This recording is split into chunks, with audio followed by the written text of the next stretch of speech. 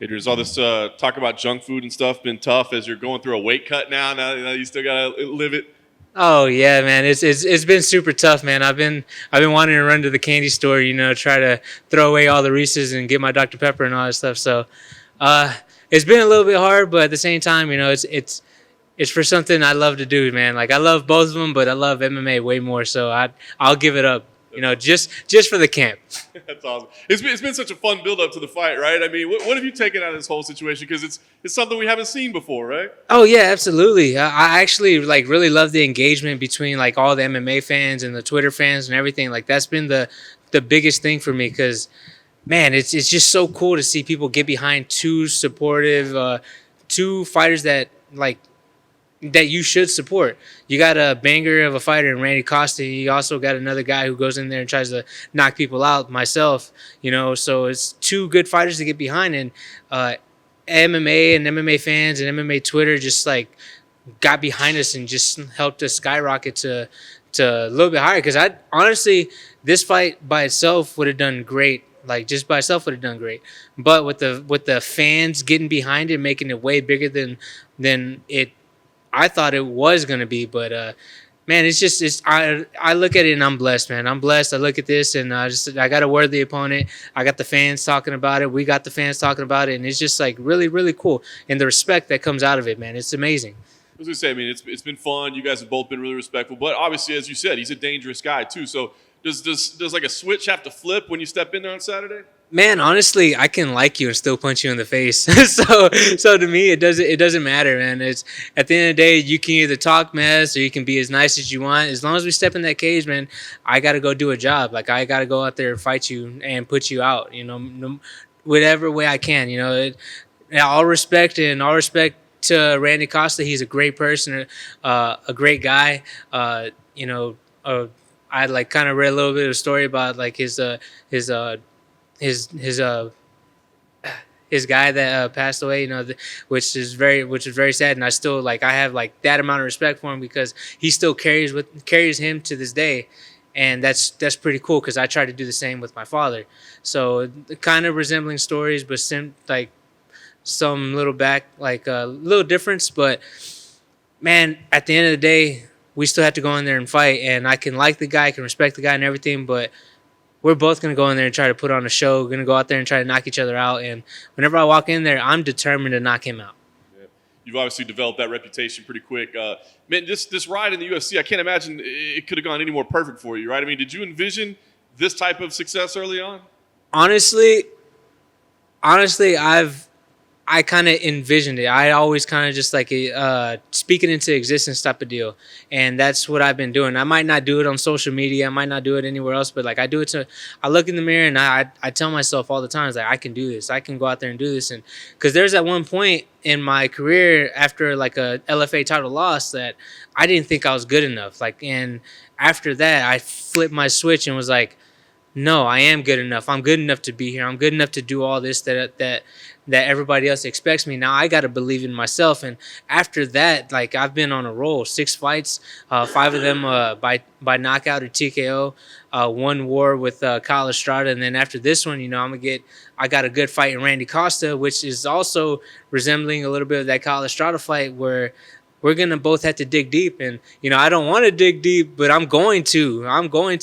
What I mean by I don't want to is because I want to knock him out like early, early. Get another 50K bonus so I can go out there and and change my life. So keep changing my life and like how I'm doing. So that's exactly what I want to do. I want to go out there, stop him, and just start changing my life. Have you already had to change your goals since you got in the UFC? I mean, like you've gotten these wins, you've gotten these bonuses. I mean, have you already had to change like the goals? Man, there's a lot of things that have been changing, man. From life to fighting and everything. So I and it's all been in a blessing way. Like I haven't been as happy as I've been like now. Like I'm the happiest I've ever been.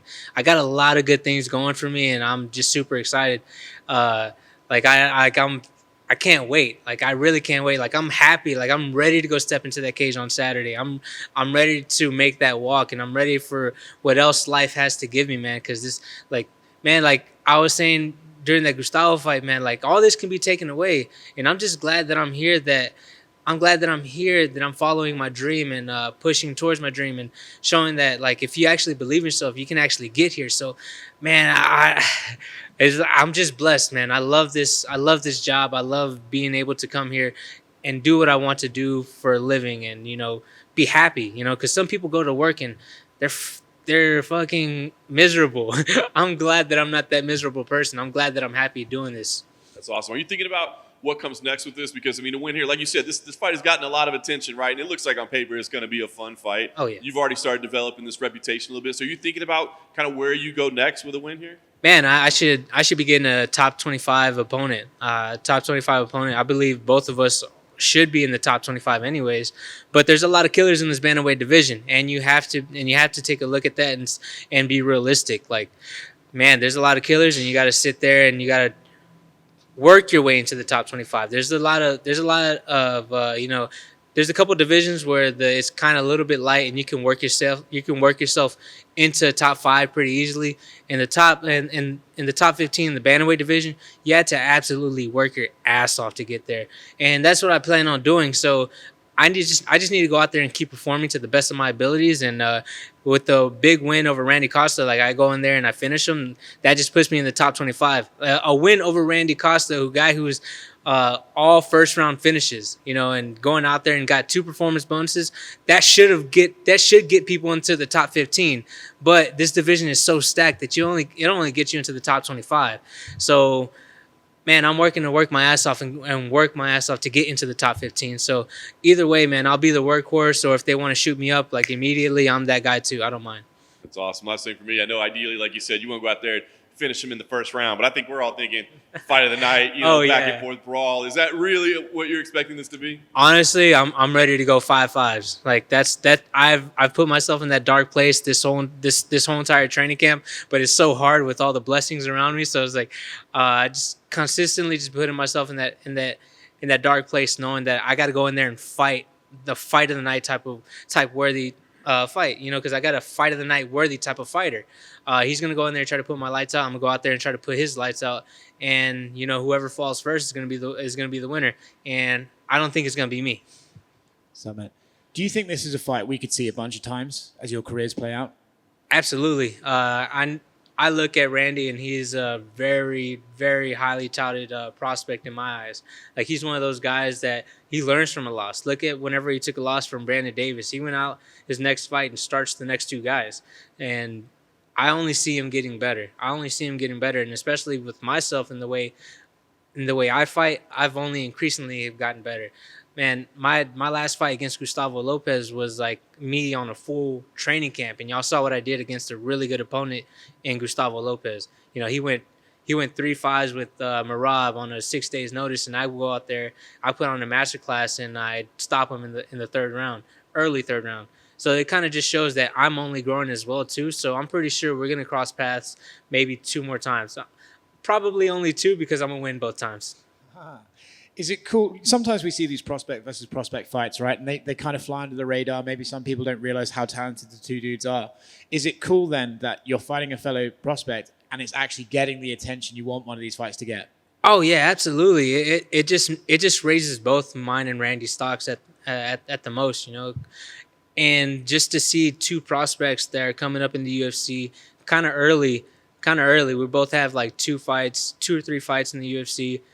And we're out there getting the most noise. Like right now, I think whenever our fight was announced, I saw Randy had posted it and said something that we had got as many likes and as retweets as whenever they announced Israel Adesanya versus Marvin Vettori. And that was like on, like, I forget what it was. I think it was like MMA Junkie or something like that. But we had just gotten so many likes and retweets around that. And I remember seeing that and just being like, wow, this actually pushed up those type of numbers. And that made me realize that we're connecting with the fans and that they love our style. And our styles clashing, honestly, does make a fight of the night. But like I said before, I want the knockout. It's a pretty dope fight, to be honest with you. Yeah. It's pretty cool. He says that he doesn't mind fighting on the prelims because it gives him more time to get to Sapphire after the event. Is that some way you could meet him, or do you think, maybe? Man, absolutely. That'd be pretty cool to meet. And he seems like a cool guy. At the same time, it doesn't take away that we got to punch each other in the face, So he seems like a really cool guy. like I said, from like the times that I've seen him, the times that I've actually talked to him outside, because I remember when UFC 262 was going on, we're actually DMing back and forth and trying to see what we could do to get on that fight. And things didn't happen the way things happened the way they happened. We're fighting this weekend, but he's a pretty cool guy. He was pretty straight up about it, and owned up to whatever's happened. And man, like it's been cool. It's been really, really cool. Like unlike my last fight where the guy was talking trash, and I'm like, all right, well, you know, it makes it a little bit sour taste in your mouth, but at the same time, it's cool. Getting that friendly rivalry. It's pretty cool. I like it because look at what that friendly rivalry did for this fight than what it did for my last fight. It's only bumped my stock up and it's bumped his stocks up, and it's only done great for me and him. Looking forward to it, man. Oh, thank you. Adrian. What's up? So, I mean, you have a rabid fan base on Twitter. How important is it for you and just fighters in general to be on social media and interact with the fans and just stuff like that? Man, I feel like it's really important. And also, kind of going back to a little bit, is that I remember how it felt whenever a fighter had reacted or responded to me whenever I first was getting on the scene, had my first amateur fight and all that stuff. I remember how I felt when a fighter responded to me, and that fighter was John Bones Jones. And I remember it wasn't even the biggest tweet. It was just oh man, that's not cool. Because I told I still remember it. I tweeted to John Jones saying, "Did Colin Cantrell say hi to you?" I told him to say hi to you. And he said, "No, that's so not cool." And I was like, "Dude, this is so amazing." I was it made my month, because I was like, "Man, the light heavyweight champ responded back to me. This is so cool."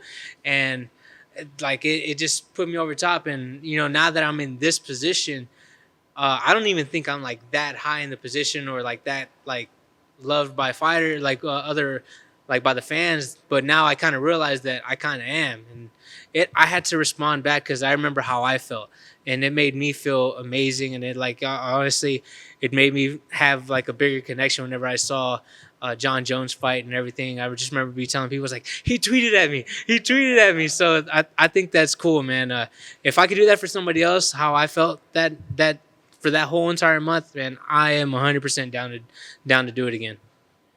And then also, I mean, you got to be in front of a crowd for your next fight, right? I mean, is that what you're pushing for? Oh, absolutely, man. I've been pushing for it since 262, especially this fight. I think this fight would have been absolutely perfect for a crowd, because we're both the guys who are not going to back down. We're going to stay in each other's faces and try to knock each other out, and it's going to be. And it would have been fun with the big crowd. I know the Apex has been letting in a couple people in here and there, but it's gonna be pretty cool hearing a little bit bigger of a roar from my last couple to this one. So I'm a little bit more excited for it. But I have to fight in front of a crowd. Do you have any news on the Dr. Pepper sponsorship? Man, they only tweeted back at me once, and after that, man, nothing, man. It's been radio silence. So, Dr. Pepper, if you're watching this, you're seeing this, man, hey, hit me up, man. You got free promotion out of me for the last couple months. Come on, do something. Send me a lifetime supply of Dr. Pepper, whatever you want, man. Whatever. You can send me a whole bunch of shirts. It doesn't matter. I just want something.